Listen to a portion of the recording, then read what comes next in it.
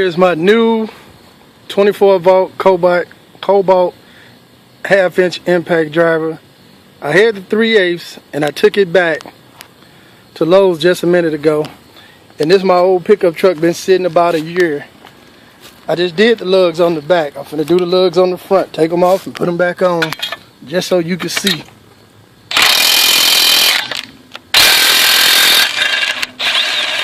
See that?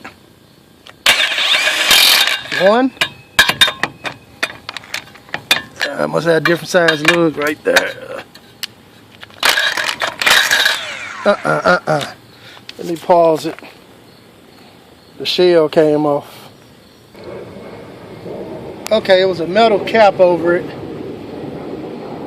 and that's what stopped me from putting it on the other ones. Now let me try these.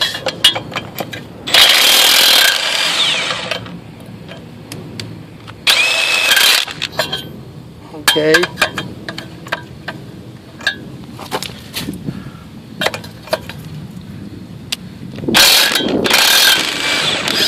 Remove the lug nut.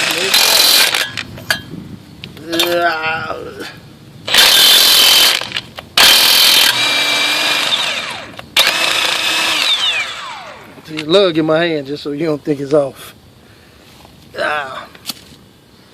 And then there go to, like I say, the little cap that goes on that boat.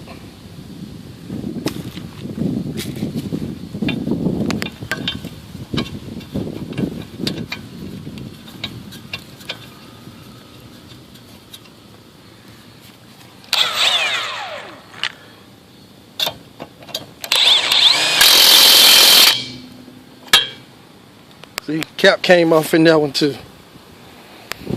Well, that's about the best I'm able to do for it today. It's the half-inch impact driver. I'm satisfied with it, happy with it.